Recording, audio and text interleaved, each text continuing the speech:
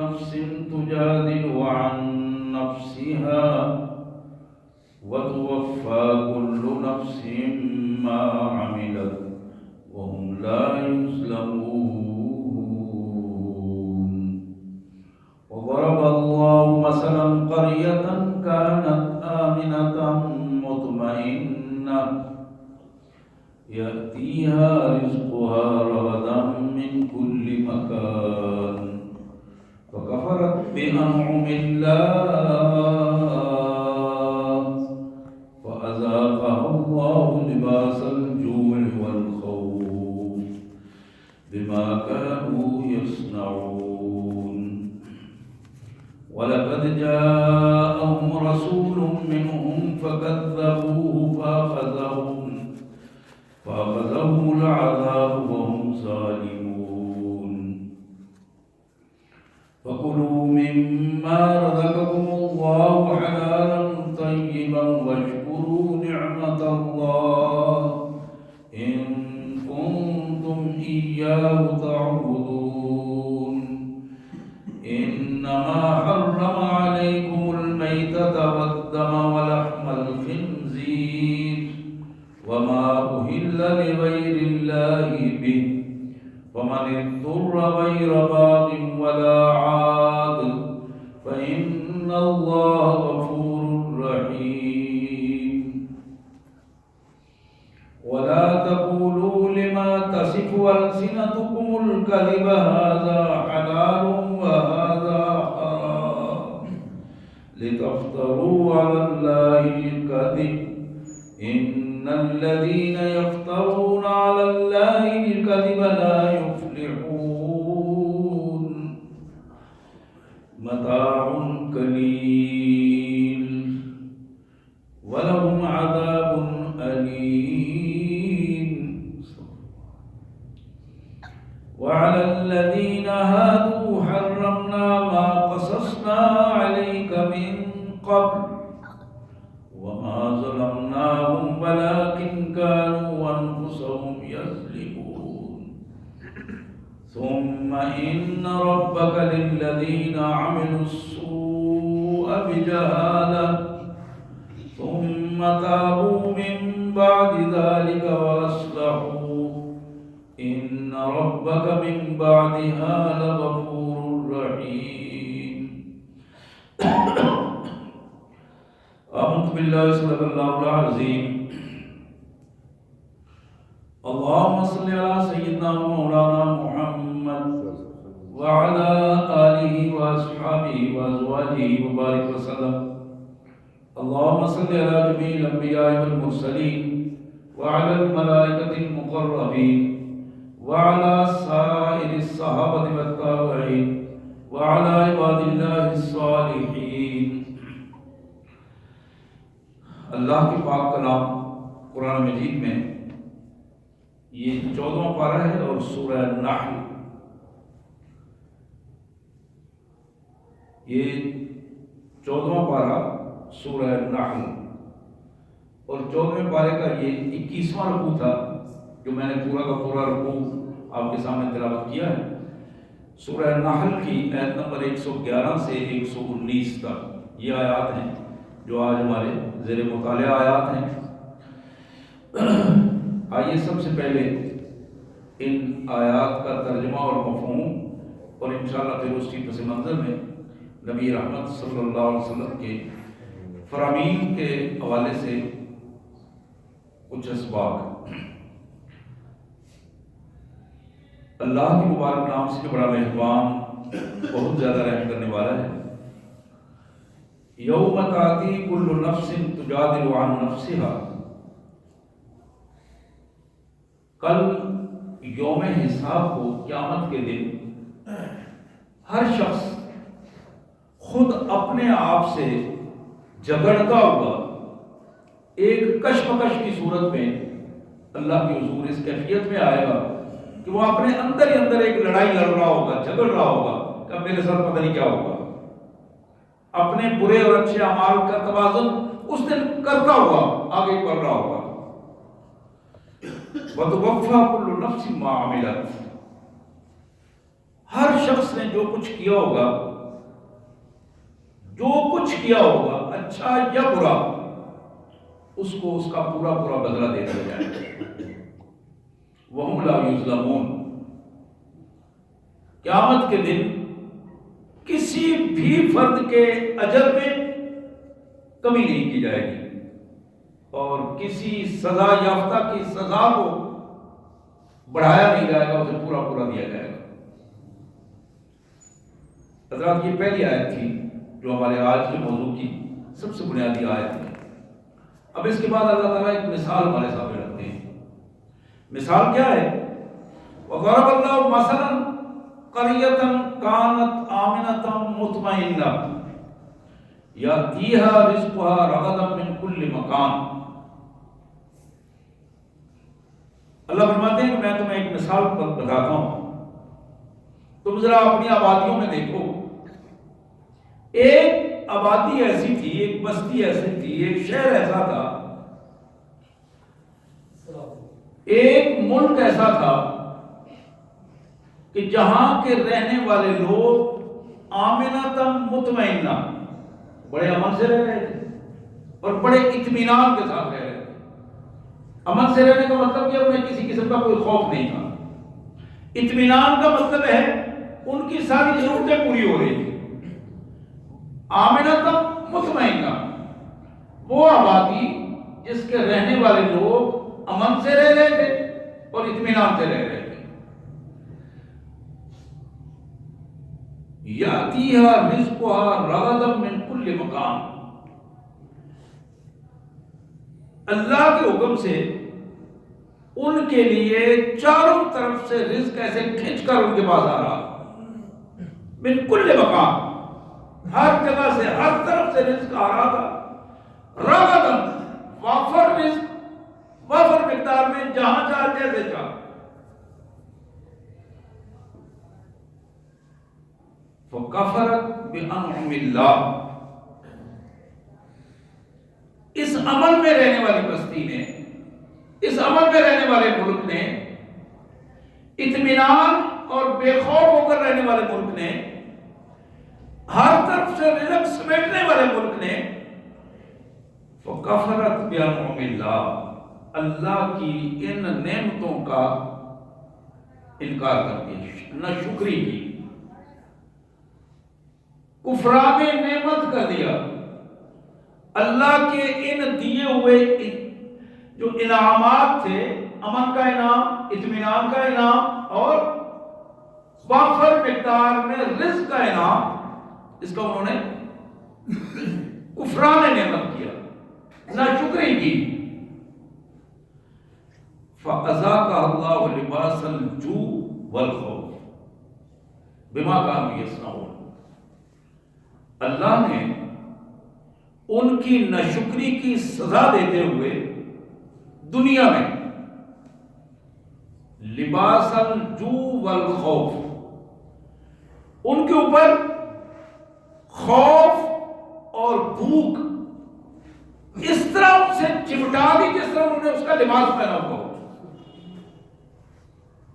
بھوک اور خوف، اور یہ دونوں چیزیں ختم ہوتی ہیں، وہ ننگے ہوتے ہیں۔ یہ دونوں چیزیں پہنے رہے، خوف بھی رہے، ان کا تاری رہے، اور بھوک سے بھی مرتے رہے، پھر ان کے عیبوں پہ پردہ رہتا ہے، پھر وہ ڈھکے رہتے ہیں۔ یہ دو سزائیں کیوں دی گئی ان کو؟ بما کانوا یصنعون، یہ ان کی کرتوتوں کی وجہ سے۔ سند کہتے ہیں کسی شے کو خود بنانا، کرتوت، یہ ان کی بد کرداریوں کی انہیں سزا دی گئی تھی۔ جن بد کرداریوں کو انہوں نے اپنایا تھا، اللہ کے حکم کی بجائے اپنی مرضی سے اپنے کردار کو بنایا تھا، ان بد کرداریوں کی انہیں سزا دی گئی۔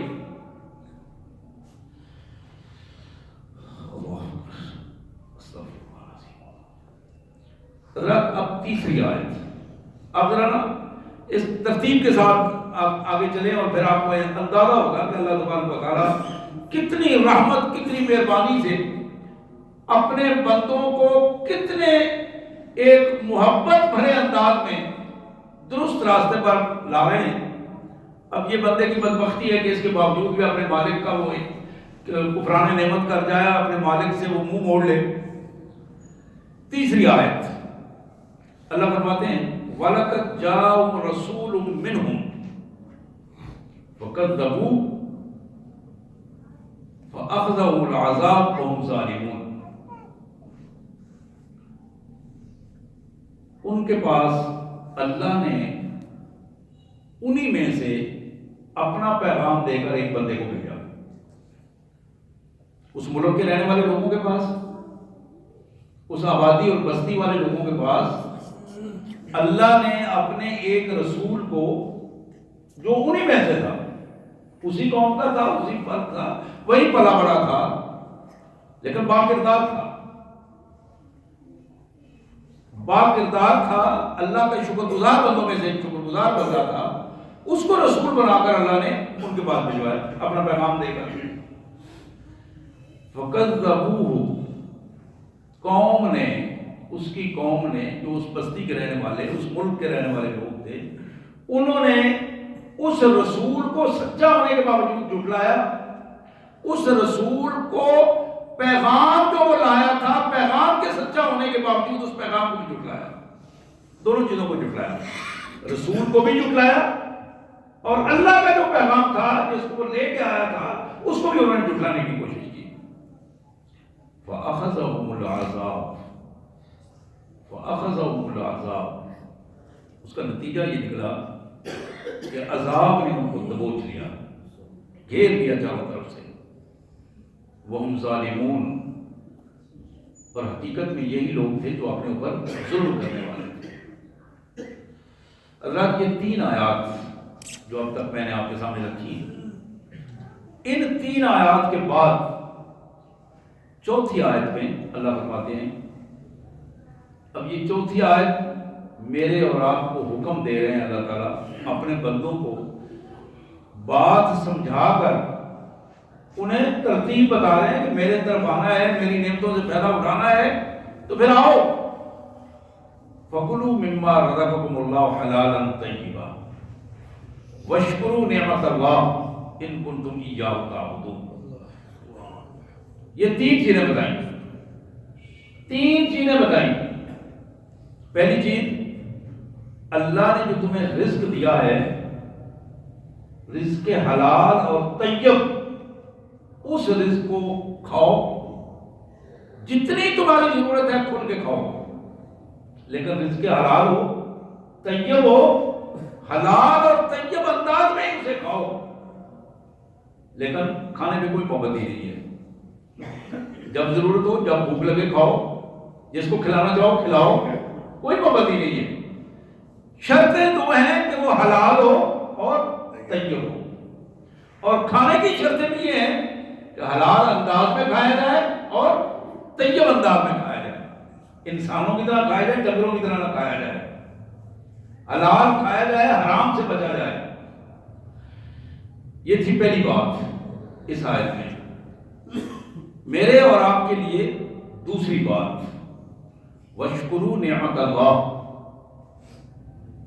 اللہ نے جو تمہیں نعمتیں عطا کی ہیں، انعامات دیے ہیں، ان نعمتوں اور انعامات کا شکر ادا کرو، اللہ کے شکر گزار بندے بنو، اللہ کے شکر گزار بندے بنو۔ وَاشْكُرُوا نِعْمَتَ اللَّهِ وَاشْكُرُوا نِعْمَتَ اللَّهِ، ہم اللہ سے نعمت مانگیں یا نہ مانگیں وہ عطا کرتا رہتا، وہ نعمت بغیر مانگے وہ نعمتیں عطا کرتا ہے۔ لیکن ہماری بدبختی یہ ہے کہ ہم اس کی نعمتوں کو نعمت نہیں سمجھتے، نعوذ باللہ اس کو اپنی کاریگری سمجھنا شروع کر رہے ہیں، ہماری وجہ سے ہمیں ملی ہے، حالانکہ وہ صرف اس کی نعمت اور اس کی مہربانی ہوتی ہے۔ رحمت کا تعلق مانگنے سے ہے، رحمت کا تعلق مانگنے سے ہے، نعمت کو خود بخود عطا فرماتا ہے۔ اللہ کے رسول صلی اللہ علیہ وسلم نے اللہ سے رحمتیں مانگی، اللہم انا نسألک موجبات رحمتک، اللہم انا نسألک رحمتک، یہ وہ چیزیں ہیں جو بار بار رحمت مانگی گئی ہے، لیکن نعمت کا کیا ہے؟ اللہم انی اعوذ بک من زوال نعمتک، یا اللہ میں تجھ سے پناہ مانگتا ہوں اس بات سے کہ تو اپنی نعمتوں کو مجھ سے چھین لے، ایسا نہ کرنا۔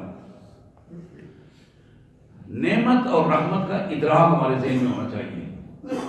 نعمت کے لیے یہ لازم ہے کہ اس کا بندہ اس کے لیے شکر گزار ہو، اللہ کی نعمتوں کو حاصل کر کے اس کا جتنا زیادہ شکر ادا کرتا چلا جائے گا، اللہ اتنی زیادہ اسے نعمت عطا فرماتے چلے جائیں گے، اتنے زیادہ انعامات ہوں گے۔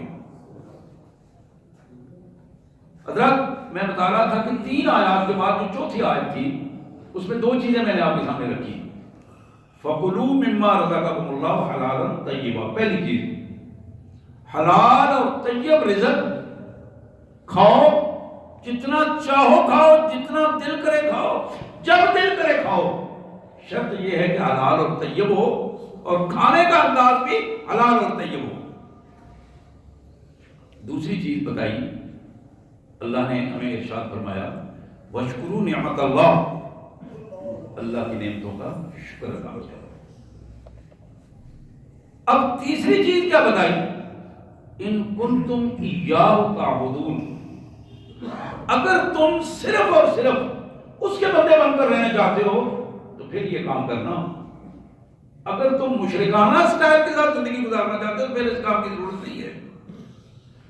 زندگی اگر مشرکانہ ہو، اللہ کے ساتھ اپنے آپ کو یا کسی اور کو اگر شامل کرنا ہے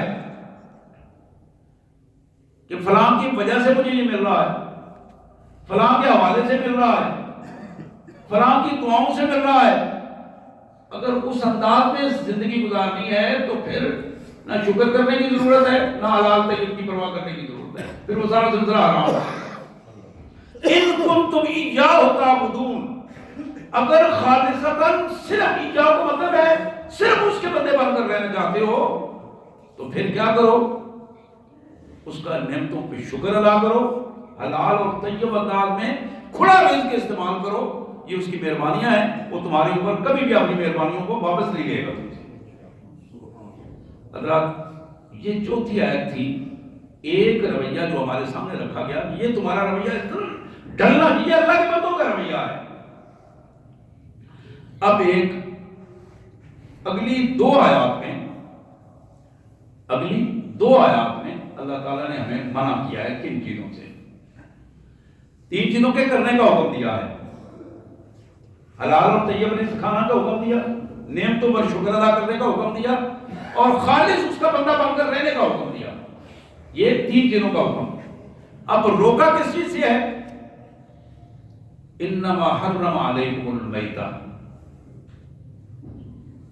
تمہارے اوپر مردار حرام ہے، ہر سطح کا مردار حرام ہے، جو چیز ذبح نہ کی گئی ہو، مر جائے، اس کا گوشت کھانا تمہارے لیے حرام ہے۔ حدیث میں آتا ہے ہر مردار حرام ہے، لیکن 2 چیزوں کو اللہ نے حلال کر دیا ہے، جس میں مچھلی اور مکڑی 2 کے حضور صلی اللہ علیہ وسلم استثناء فرما دیا کہ مچھلی اگر پانی کے اندر مر بھی جائے، اس میں اگر اس کا رنگ بو ذائقہ تبدیل نہ ہوا ہو تو پانی سے مری ہوئی مچھلی بھی استعمال ہو سکتی ہے، وہ حلال ہے، وہ حرام نہیں ہے۔ یہ اتفاق کی، میں پورے اتفاق کی بات کر رہا ہوں، اس میں کسی کا کوئی اختلاف نہیں ہے، حدیث کے الفاظ ہے۔ اسی طرح مکڑی ان دنوں استعمال ہوتی تھی، آج کل استعمال نہیں ہوتی، ان دنوں وہ استعمال ہوتی تھی، بعض لوگ اسے شوق سے کھاتے تھے۔ بکری کا بھی یہی ہوتا تھا کہ سر الگ کر دیتے تھے، اس کا باقی حصہ بھی آج بھی مختلف ہوٹلوں میں ڈش کے طور پر مختلف جگہ پہ استعمال کی جاتی ہے، لیکن یہ بھی حلال ہے۔ مچھلی اور مکڑی حدیث میں الفاظ ہیں، سیاستہ کی حدیث میں۔ تو فرمایا انما حرم علیکم المیتہ، مردار، اس کا گوشت ہر سطح پہ حرام کر دیا گیا۔ والدم، خون حرام کر دیا گیا۔ اس میں بھی رسول اللہ صلی اللہ علیہ وسلم نے 2 چیزوں کا استثناء فرمایا کہ ہر قسم کا خون حرام ہے، لیکن کلیجی اور تلی جمع ہوا خون ہے نا، کلیجی بھی جمع ہوا خون ہے اور تلی بھی جمع ہوا خون ہے. تو حدیث میں یہ الفاظ آتے ہیں یہ دو چیزیں حلال ہیں. جس کا دل چاہے وہ کلیجی اور تلی کھا سکتا ہے، یہ خون حلال ہے، جمع ہوا خون ہے. لیکن اس کے علاوہ کوئی بھی خون ایک قطرے سے لے کر زیادہ تک جتنا بھی ہے وہ حرام ہے. تو روک دیا گیا کہ مردار کا گوشت تمہارے لیے حرام ہے. اسی طرح خون ہر سطح کا حرام ہے. پھر فرمایا وَلَحْمَ الْخِنْزِيرِ، خنزیر کا گوشت خصوصی طور پر تمہیں بتایا اللہ نے فرمایا، میں بتا رہا ہوں کہ خنزیر کا گوشت کسی بھی صورت میں تمہارا اس سے کوئی تعلق نہیں ہونا چاہیے. وَلَحْمَ الْخِنْزِيرِ، یہ زندہ ہو یا مردہ ہو، کوئی بھی صورت. حضرات چوتھی چیز بتائیے وَمَا أُحِلَّ لِغَيْرِ اللَّهِ بِهِ، ہر کھانے والی وہ چیز جس پر اللہ کے علاوہ کسی کی اور تعظیم سے بڑائی بیان کر کے نام لیا جائے، اللہ کے علاوہ کسی اور کا نام پکارا جائے، اللہ کے علاوہ کسی اور کے احترام میں وہ چیز دی جائے، اللہ نے فرمایا کہ وہ تمہارے لیے حرام ہے، کسی مسلمان کے لیے جائز نہیں ہے کہ وہ کھائے. حدیث میں آتا ہے کہ رسول اللہ صلی اللہ علیہ وسلم نے فرمایا کہ اگر کسی شخص نے کسی ایک جان کو، وہ جان مرغا ہے، وہ جان بکرا ہے، وہ جان کٹا ہے، وہ بچہ ہے، کوئی بھی ہو، کوئی ایک جان، اگر کوئی بندہ یہ کہتا ہے کہ میں نے فلاں فرد کے لیے یہ ایک جان رکھی ہے، یہ ایک کٹا رکھ لیا، ایک بچہ رکھ لیا، ایک بکرا رکھ لیا، ایک مرغ رکھ لیا، فلاں بندہ آئے گا تو میں ذبح کروں گا، یہ اس کے لیے حرام ہو جائے گا. ویسے دنوں میں ذبح کرتا ہے، اس میں کوئی حرج نہیں.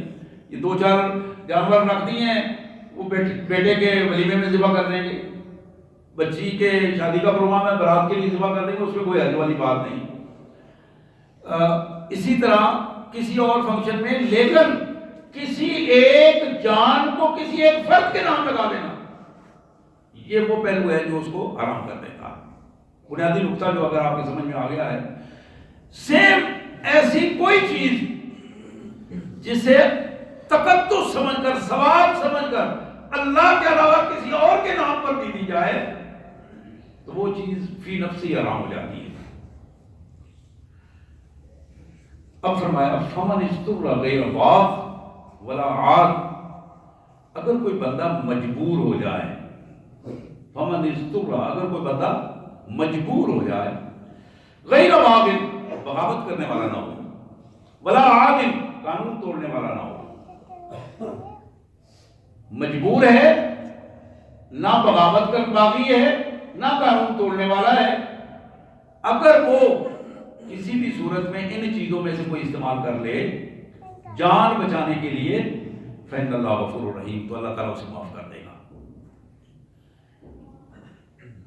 ایک ضمن میں بات اور یہاں رکھ دوں کہ رسول کائنات صلی اللہ علیہ وسلم کے اس حدیث میں اور اس آیت کے پس منظر میں محدثین نے بالاتفاق یہ بات بتائی ہے، فقہائے کرام نے بتائی کہ اگر مجبور آدمی ہے، مجبور آدمی کو اپنی جان بچانے کے لیے چار چیزیں موجود ہیں، مردار بھی ہے، خون بھی ہے، خنزیر کا گوشت بھی پڑا ہے، اور غیر اللہ کی نام پر دی ہوئی چیز بھی پڑی ہے، تو وہ باقی چیزیں چھوڑ کر پہلے مردار کھا لے تو اس کا جان بچا لے اپنی.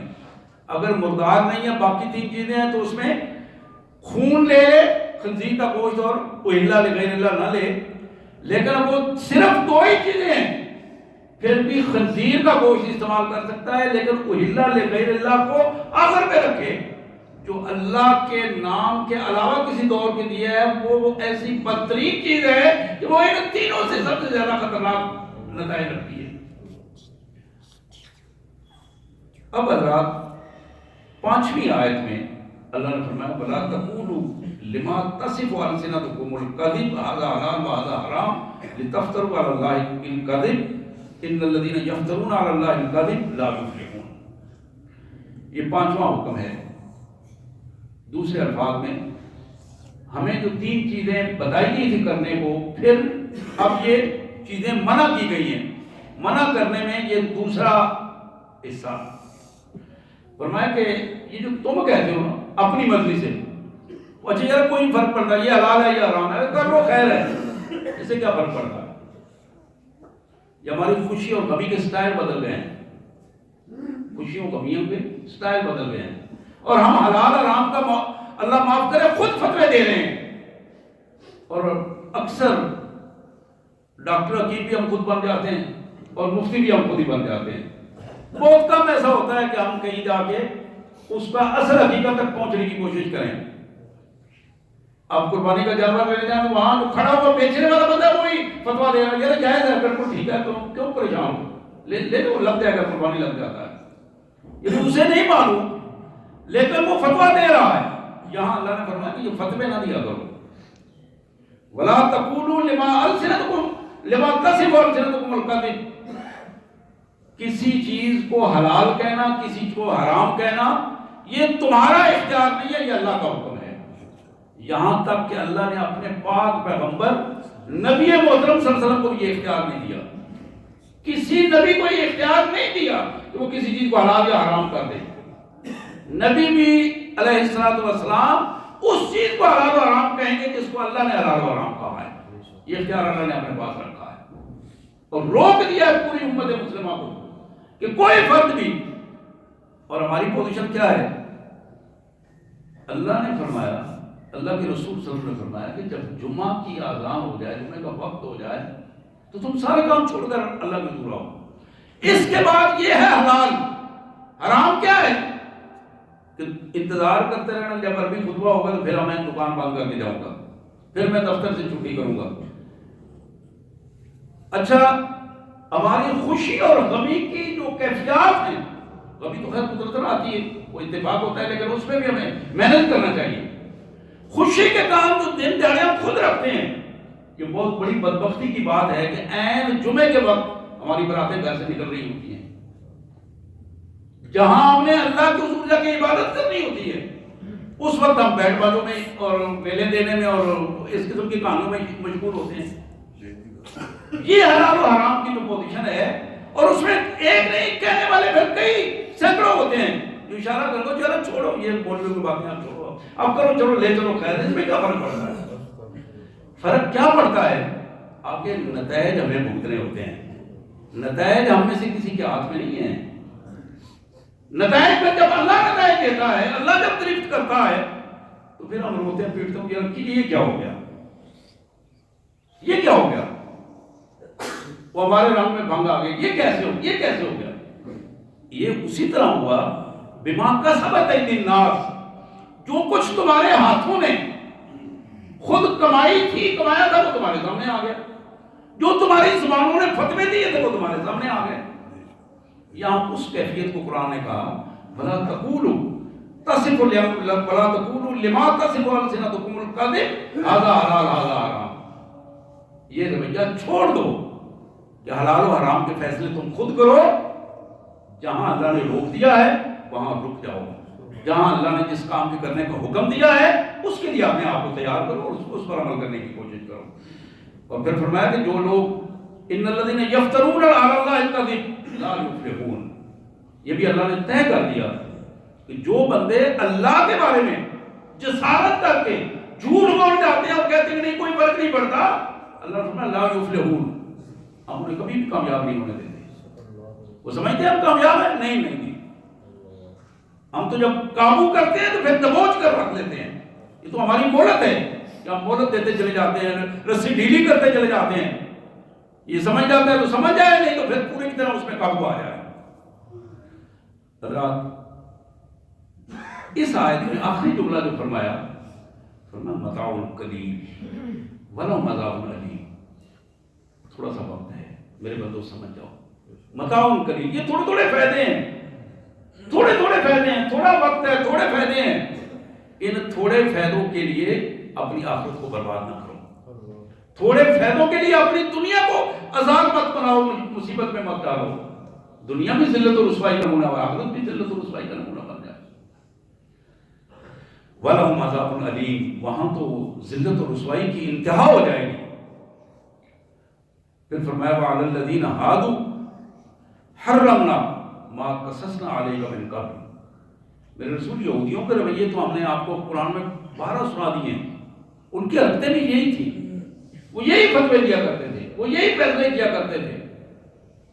وَمَا ظَلَمْنَاهُمْ وَلَٰكِنْ كَانُوا أَنفُسَهُمْ يَظْلِمُونَ، ہم نے ان پر ظلم نہیں کیا، وہ آج بھی اگر ذلیل و رسوا ہیں، کل بھی تھے، آئندہ بھی ہوں گے، تو یہ خود اپنی کرتوتوں کی وجہ سے ذلت و رسوائی ان کے نام لکھی گئی ہے۔ حضرات، آخری بات اور آخری آیت، اہم ترین بات، اہم ترین آیت میرے اور آپ کے لیے، اللہ فرماتے ہیں ثم ان ربک للذین عملوا السوء بجہالہ۔ میرے رسول صلی اللہ علیہ وسلم، تیرے پروردگار نے اپنے ان بندوں کے لیے یہ فیصلہ کیا ہے جو غلطیاں کر بیٹھتے ہیں، نادانی سے غلطی ہو گئی، نادانی سے غلطی ہو گئی، غلط عمل ہو گیا، غلط رویہ ہو گیا، غلط بات ہو گئی، ثم تابوا من بعد ذلک، پھر واپس آ جاتے ہیں، توبہ کر لیتے ہیں، اللہ سے معافی مانگ لیتے ہیں، اپنے رویے پہ مخلص ہو کر اپنے اللہ کے بندے بن جاتے ہیں۔ اللہ فرماتے ہیں اس کے بعد جب وہ توبہ کر لیتے ہیں، وہ اصلحوا، اپنے آپ کو درست کر لیتے ہیں، زندگی ٹھیک ہو جاتی ہے، ان ربک من بعدھا لغفور رحیم، تو پھر ان کے لیے سرٹیفکیٹ یہ ہے، اللہ تعالیٰ ان کے سارے گناہ معاف کر دے، تیرا پروردگار ان کو معافی عطا فرمائے۔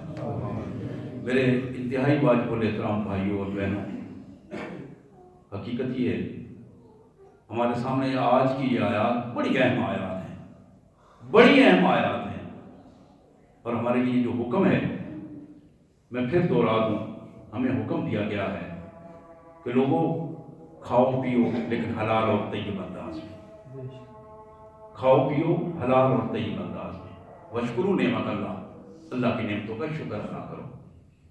پھر بتایا گیا کہ ان کنتم ایاہ تعبدون، اللہ کے خالص بندے بن کر رہو، اللہ کے ساتھ یا اس کے مقابلے میں کسی کو لانے کی کوشش نہ کرو۔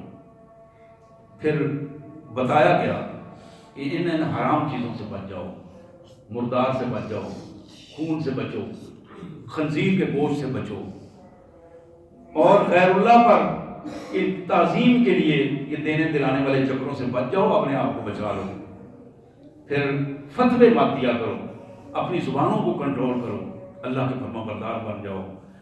تھوڑا سا وقت ہے، متاع قلیل، تھوڑا سا وقت ہے، تھوڑا فائدہ ہے، اور اللہ تبارک و تعالیٰ نے اس حوالے سے یہودیوں کی مثال بھی دی، اور پھر آخر میں بڑی اہم بات کہ اپنے رویوں پر اپنے مالک سے معافی مانگ لو، توبہ کر لو کہ جو کچھ ہو چکا، اب اللہ کے حضور اس کے فرما بردار بندے بن جاؤ، اور یہی وہ چیز ہے جو اللہ کی رحمت اور اس کے غفور الرحیمی کا فائدہ اٹھاتے ہوئے اللہ کے انعامات تمہارے لیے ہیں۔ اللہ نے اس کی توفیق عطا فرمائے۔ وآخر دعوانا ان الحمد للہ رب العالمین۔